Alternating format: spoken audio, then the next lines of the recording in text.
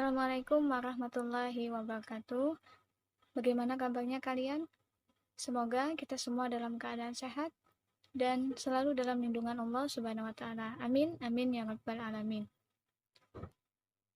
Baiklah, sebelum kita mulai pembelajaran pada hari ini, marilah kita berdoa bersama-sama. Berdoa dimulai.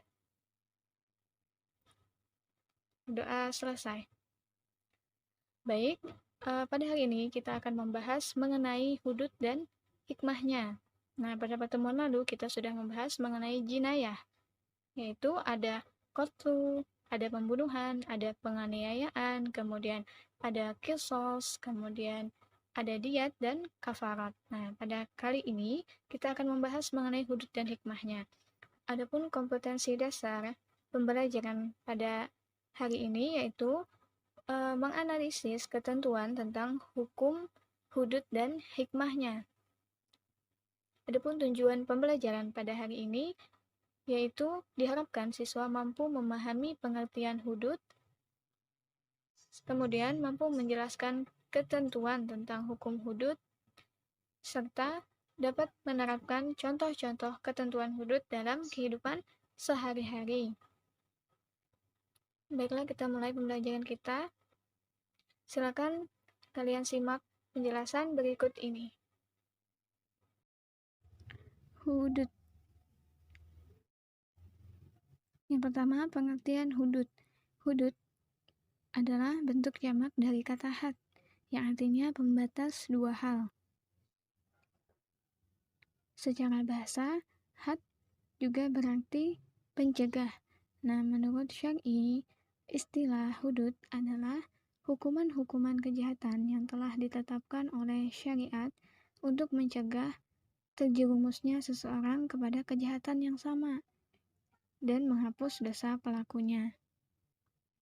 Adapun pengertian secara khusus mengenai hudud adalah hukuman-hukuman tertentu yang telah ditetapkan oleh syara sebagai sanksi hukum terhadap tindak kejahatan selain pembunuhan dan penganiayaan. Misalnya seperti hukuman berzina, kemudian hukuman kadzab atau menuduh seseorang berzina, dan selanjutnya had mencuri, kemudian minum khamar, kemudian murtad, bugat atau pemberontakan, serta hirabah atau perampokan. Dan yang selanjutnya yaitu syarat penerapan hudud. Syarat yang pertama yaitu pelaku kejahatan adalah seorang mukallaf. Mukallaf di sini maksudnya yaitu seseorang yang sudah balik dan berakal. Kemudian yang kedua, pelaku kejahatan tidak terpaksa ataupun dipaksa dalam melakukan kejahatan. Kemudian yang ketiga, pelaku kejahatan mengetahui larangannya. Dan yang terakhir, kejahatannya terbukti dan ia melakukannya tanpa ada syubhat.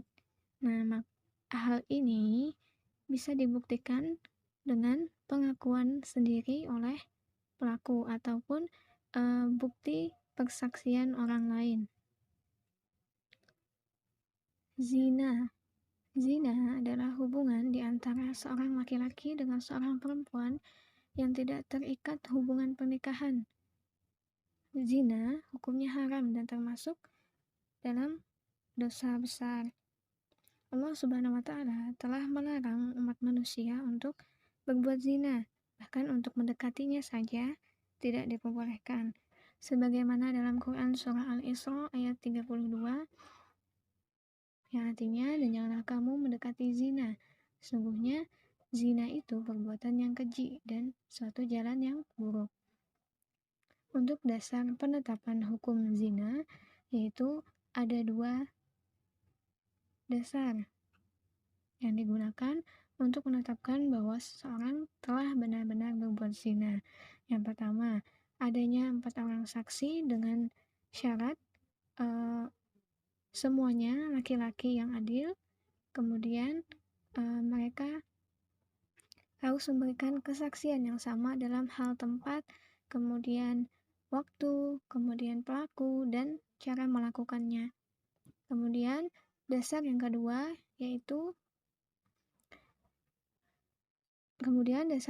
yaitu pengakuan dari pelaku zina itu sendiri. Selanjutnya yaitu macam-macam had bagi pezina. Yang pertama, had atau hukuman bagi yang melakukan zina muhsan. Nah, zina muhsan yaitu zina yang dilakukan oleh seseorang yang pernah berhubungan dengan jalan yang sah, artinya seseorang yang sudah pernah menikah. Nah, dalam hal ini mencakup suami, kemudian atau istri, atau janda, atau duda. Maka had atau hukuman yang diberlakukan yaitu dirajam atau dilempari batu sampai mati. Kemudian yang kedua yaitu had bagi pezina ghairu muhsan. Zina ghairu muhsan yaitu zina yang dilakukan oleh seseorang yang belum pernah menikah. Adapun hukuman bagi pezina ghairu muhsan yaitu didera atau dicambuk 100 kali dan diasingkan selama 1 tahun, baik itu bagi pezina laki-laki maupun pezina perempuan. Selanjutnya, kadzab. Pengertian kadzab. Kadzab artinya melempar atau melontar. Menurut istilah syar'i, kadzab adalah melemparkan tuduhan berbuat zina kepada orang lain tanpa disertai dan tanpa dikuatkan dengan bukti-bukti yang nyata. Dan selanjutnya, hukum kadzab menuduh seseorang berbuat zina hukumnya haram. Sebagaimana dalam Quran surah An-Nur ayat 4, di mana had bagi pelaku zina yaitu didera sebanyak 80 kali dera. Selanjutnya, syarat-syarat berlakunya had kadzab. Yang pertama, orang yang menuduh sudah balik, berakal sehat, dan bukan orang tua dari si tertuduh. Kemudian, yang tertuduh adalah orang yang terpelihara, dalam artian ia adalah seorang muslim dan muslimah yang baik. Kemudian balik, berakal sehat, dan tidak pernah berbuat zina. Kemudian, syarat yang ketiga yaitu penuduh mengakui sendiri bahwa ia berdusta. Selanjutnya yaitu gugurnya had kadzab. Orang yang menuduh berbuat zina atau kadzab tadi dapat bebas dari had atau hukuman apabila terjadi salah satu dari keadaan berikut. Yang pertama, penuduh dapat mengemukakan 4 orang saksi dengan syarat saksinya semuanya laki-laki, kemudian adil, dan memberikan kesaksian yang sama tentang tempat berzina, baik itu waktu dan cara melakukan. Kemudian yang kedua, gugurnya had kadzab yaitu dengan li'an, yaitu sumpah suami yang menuduh istrinya berzina, di mana seorang suami itu bersumpah atas nama Allah sebanyak 4 kali bahwa istrinya berzina.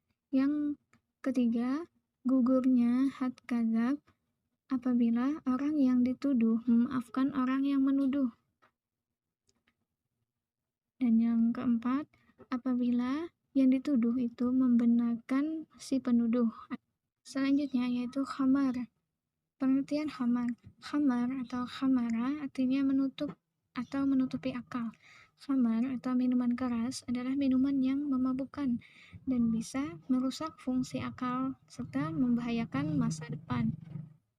Berpijak dari definisi tersebut, maka cakupan khamar tidak hanya terkait dengan minuman, akan tetapi segala sesuatu yang dikonsumsi, baik itu makanan atau minuman yang memabukkan dan membuat manusia tidak sadarkan diri, semisal narkotika atau narkoba seperti ganja, heroin, obat bius, dan lain sebagainya, maka itu dikategorikan sebagai khamar. Selanjutnya, hukum minum khamar.